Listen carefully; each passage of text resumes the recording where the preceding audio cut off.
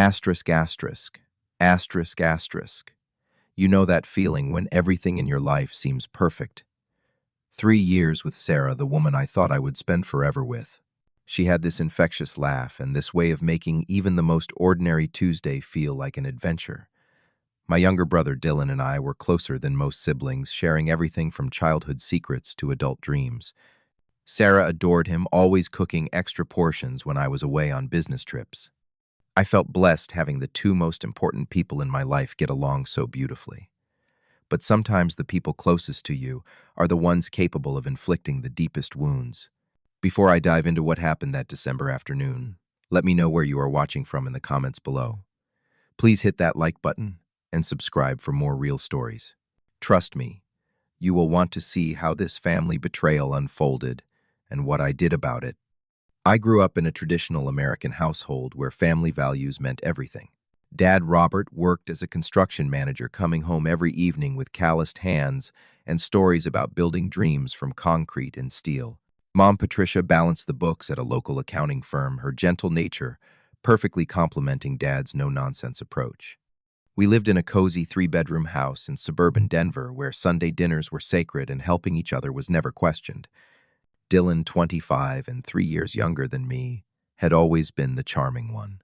Where I focused on my software engineering career, meticulously planning every step, Dylan floated through life with an easy smile and endless optimism.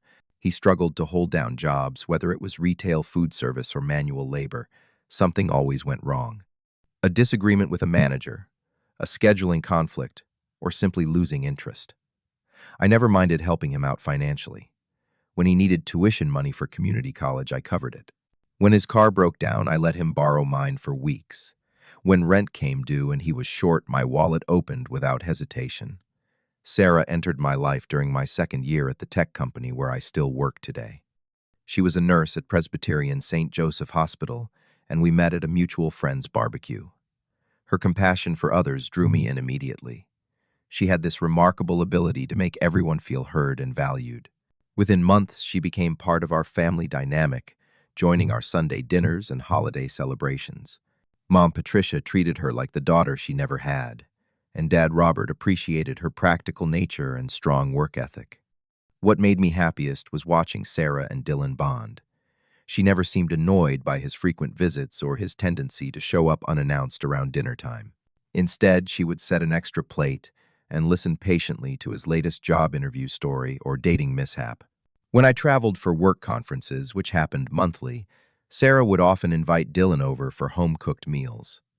I thought it was wonderful that my future wife and my brother had such a genuine friendship. But looking back now, I realized there were subtle changes I should have noticed. Sarah's phone habits shifted around mid-October. She used to share funny text conversations and show me pictures throughout the day. Gradually, she became more protective of her device, placing its screen down during dinner and taking calls in the other room. Her work schedule seemed more demanding than usual, with extra shifts and training seminars that kept her busy most evenings. Dylan's behavior changed too. Our weekly basketball games at the local court became sporadic. He would cancel last minute, claiming he felt under the weather or had job interviews. When I stopped by his apartment unannounced, he was rarely home, even though his car sat in the parking lot. The few times we did hang out, he seemed distracted, checking his phone constantly and cutting conversations short. The strangest thing was how much Sarah seemed to know about Dylan's daily activities. She would mention that he had a job interview on Tuesday or that he was thinking about taking a bartending course, details that Dylan had not shared with me directly. When I asked how she knew, she would say casually that they had run into each other at the grocery store or that he had mentioned it in passing during one of their dinners. December 15th changed everything. I had flown to Portland for a 3-day software conference, but the final presentation was canceled due to a speaker's illness. Instead of staying for the networking dinner, I caught an earlier flight home, excited to surprise Sarah with an impromptu romantic evening. I stopped at her favorite Italian restaurant and picked up takeout from their special menu, the same pasta dish we had shared on our first official date. Using my spare key, I entered her apartment around 3 in the afternoon. The living room was tidy as always, with her nursing textbooks stacked neatly on the coffee table and her houseplants thriving in the afternoon sunlight.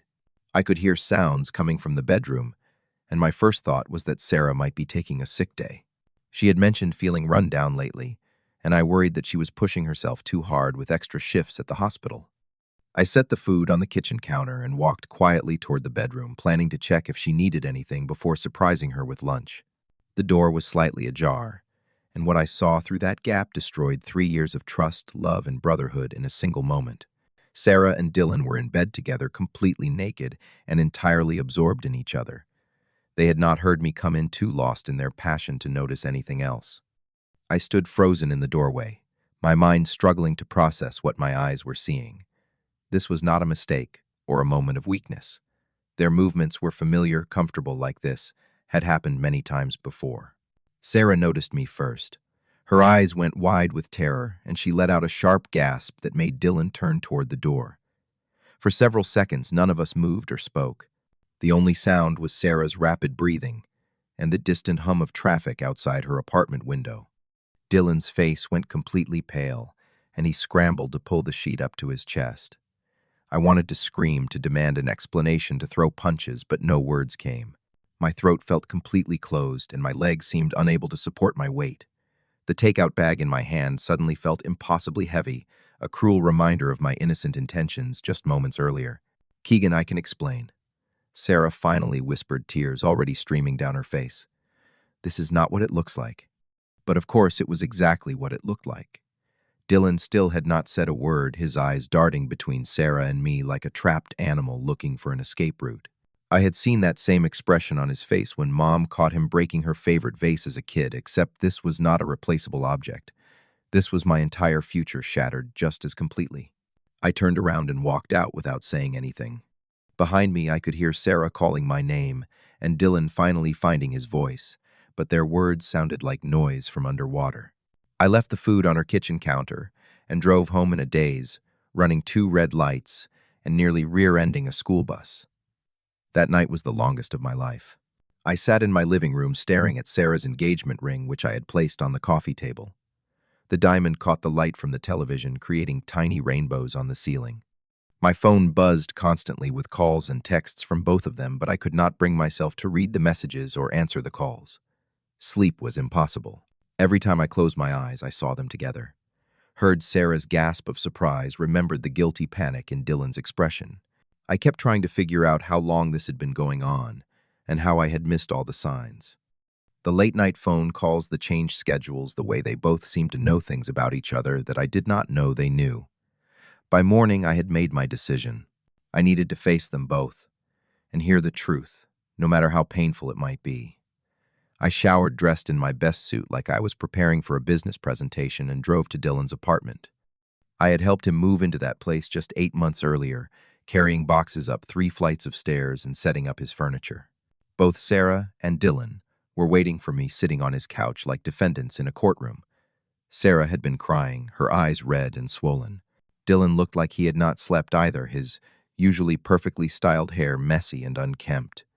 Neither of them could look directly at me when I sat down in the chair across from them. "How long?" I asked, my voice surprisingly steady. Sarah started crying again. 2 months, she admitted. It started in October. October. That explained everything. The changed behavior, the secretive phone calls, the convenient excuses. While I was working late and traveling for business, they were building their own secret relationship. Why was the only other question I could manage. Dylan finally spoke, his voice barely above a whisper. "I did not plan for this to happen, Keegan. I know how it looks, but I never meant to hurt you." "But you did it anyway," I replied, "multiple times over 2 months." Sarah reached into her purse and pulled out the engagement ring I had given her 15 months earlier. "I am so sorry, Keegan. I never wanted things to end this way."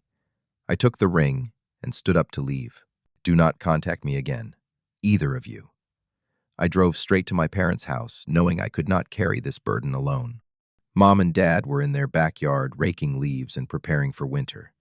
When they saw my face, Mom immediately dropped her rake and rushed over. "What happened, honey? You look terrible." I told them everything, from finding Dylan and Sarah in bed to the painful conversation that morning. Mom gasped and covered her mouth with both hands. Dad's face turned red with anger, and he started pacing back and forth across the yard. "How could Dylan do this to his own brother?" Mom kept repeating. How could he betray you like this? Dad was more direct in his fury. I am going to drive over there right now and knock some sense into that boy. No, Dad, I said. I just need time to process this. We sat on their back porch for hours talking through the situation. My parents were outraged on my behalf, which felt validating after the gaslighting conversation with Dylan and Sarah.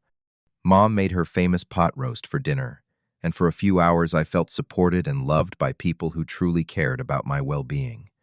We will not be inviting Dylan to Sunday dinner anymore, Dad declared. Not after what he has done. But Dylan was not going to accept exile quietly. The next day, he showed up at my parents' house with Sarah beside him. I watched from the living room window as they sat in his car for several minutes, apparently gathering courage. When they finally approached the front door, both of them looked like they were walking to their own execution. Mom answered the door but did not invite them inside. Through the screen, I could hear Dylan's voice cracking with emotion. Mom, please let us explain. Sarah and I really love each other. I know it happened in the wrong way, but we cannot help how we feel. Sarah added her own plea. Mrs. Anderson, I never wanted to hurt Keegan. I tried to fight my feelings, but sometimes love just happens when you least expect it. I could hear Mom's resolve beginning to waver. She had always had a soft spot for Dylan, and his tears had gotten him out of trouble countless times throughout his childhood. You boys need to work this out, she said eventually. Family is family. Over the following week, Dylan and Sarah launched a full campaign to win back my family's support. They visited every day, bringing flowers for Mom and offering to help Dad with yard work. Dylan shared stories about his job search struggles and how Sarah had been encouraging him to pursue his dreams. Sarah talked about her nursing career and how she had always wanted to be part of a loving family like ours. Gradually, the narrative began to shift. Instead of being seen as betrayers, they were becoming star-crossed lovers whose only crime was following their hearts. Grandma Rose. My 75-year-old grandmother was the first to fully embrace their side. True love cannot be denied, she told me during one of her phone calls. You cannot blame them for finding happiness together. Aunt Linda and Uncle Mike joined the chorus of forgiveness. During a family dinner I skipped, they apparently spent the entire evening discussing how mature Dylan had become and how Sarah brought out the best in him. Uncle Mike even mentioned that he thought Sarah and Dylan were better matched in terms of personality and life goals. The pressure on me to forgive and move on intensified daily. Mom would call with updates about Dylan's emotional state, emphasizing how guilty he felt and how much he missed having his big brother in his life. Dad, who had initially been furious, started suggesting that maybe I should consider giving them a chance to prove their relationship was genuine.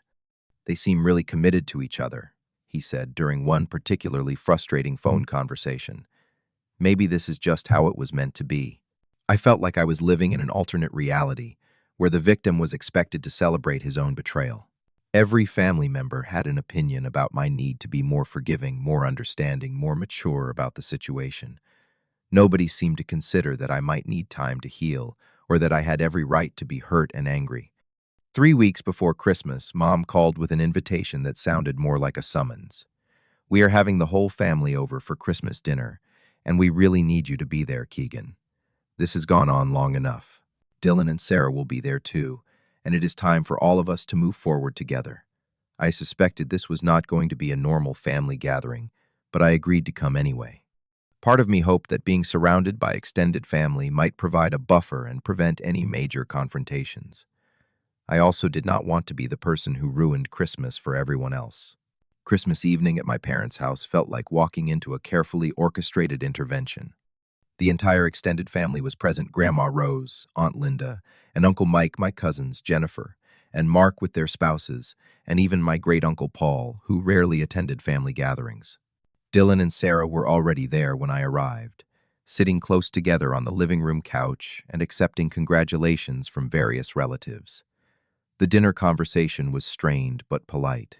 Everyone seemed to be walking on eggshells, avoiding any topics that might lead to conflict.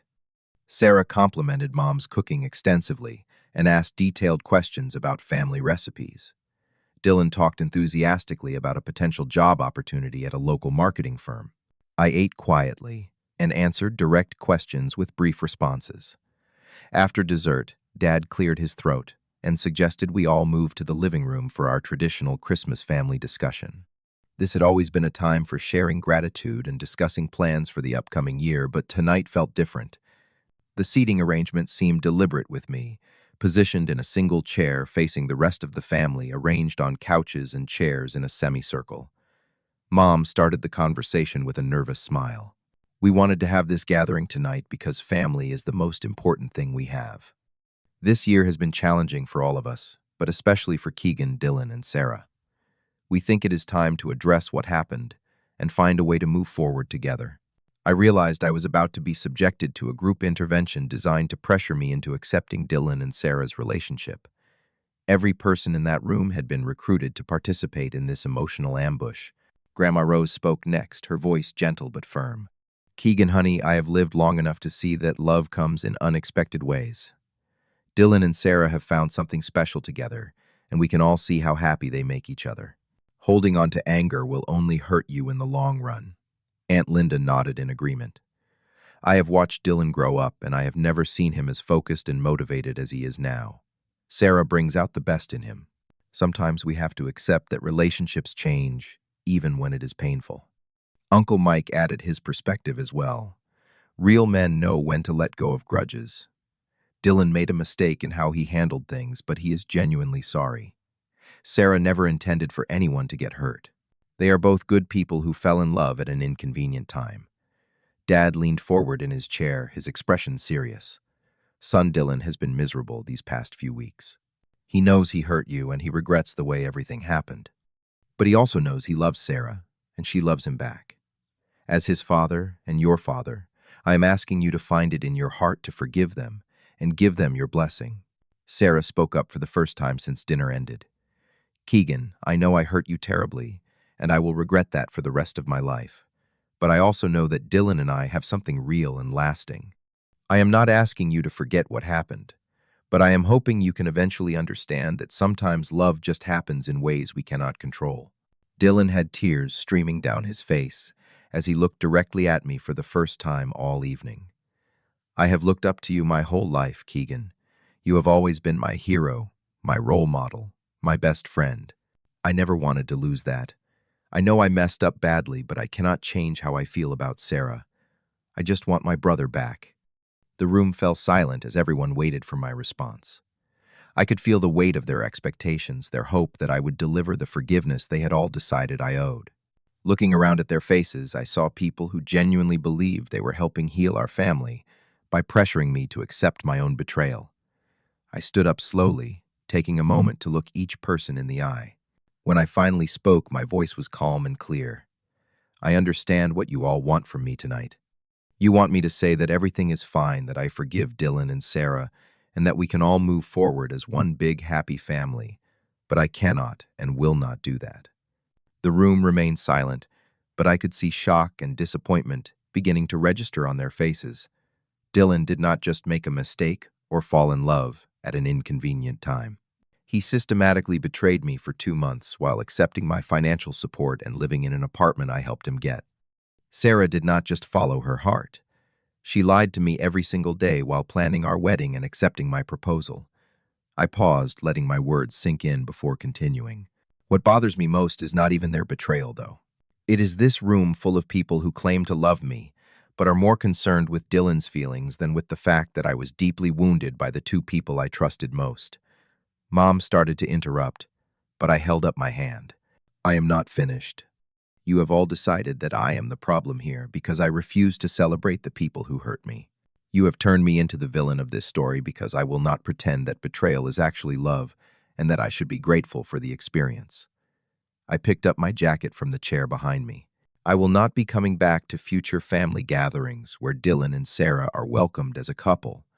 I will not pretend that what they did was acceptable or romantic. And I will not allow myself to be emotionally manipulated into accepting behavior that goes against everything I believe about loyalty and respect. The silence in the room was deafening as I walked toward the front door. I love you all, but I love myself too much to stay in relationships where I am expected to smile and accept my own mistreatment. I left without saying goodbye, driving home through empty Christmas night streets, while my phone buzzed with increasingly frantic calls and messages. The weeks following Christmas were the most difficult, but also the most liberating of my adult life. I had expected to feel guilty about walking away from my family, but instead I felt a surprising sense of peace.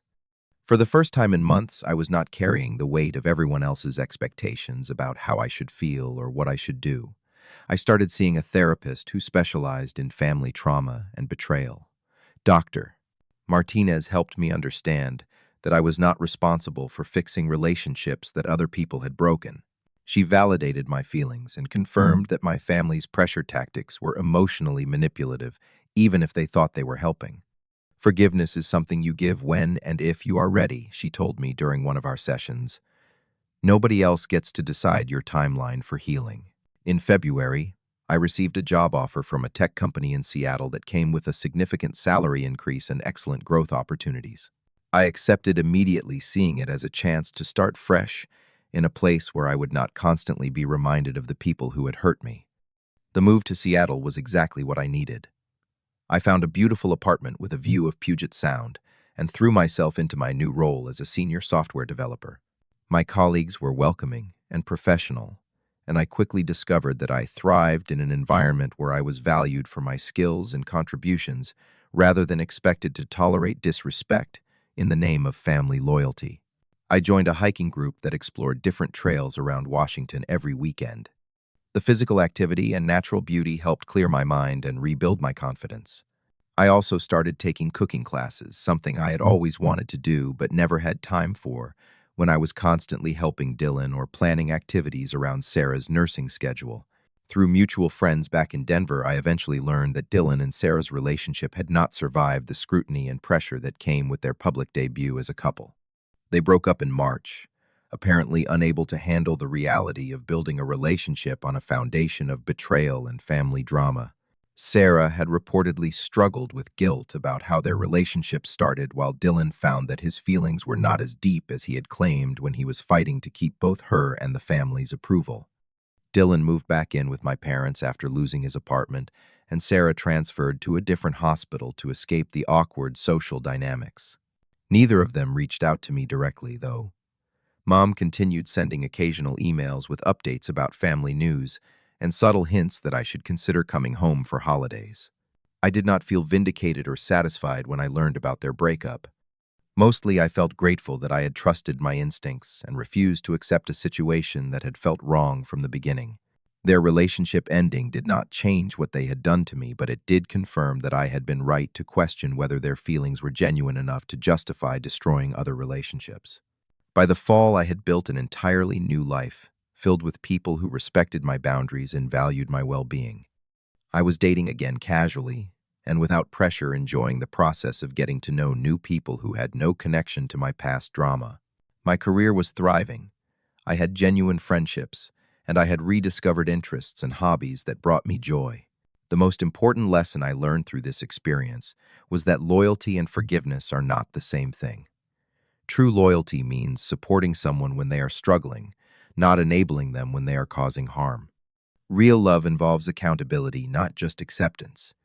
I also learned that sometimes the bravest thing you can do is walk away from people who consistently prioritize their own comfort over your well-being. Family relationships are important, but they should not require you to sacrifice your self-respect or accept treatment that you would never tolerate from anyone else. My therapist helped me understand that I had not abandoned my family. I had simply refused to participate in a dynamic that was damaging to my mental and emotional health. Setting boundaries is not the same as burning bridges, even when other people react to those boundaries with anger or disappointment. Looking back now, I can see that Christmas intervention was actually a gift, though not the kind my family intended. It showed me exactly where everyone stood and gave me the clarity I needed to make decisions that were truly in my best interest. Instead of spending years trying to rebuild trust with people who had shown me their true priorities, I was able to start fresh with people who appreciated me from the beginning. I do not hate Dylan or Sarah or even my family members who participated in that Christmas ambush.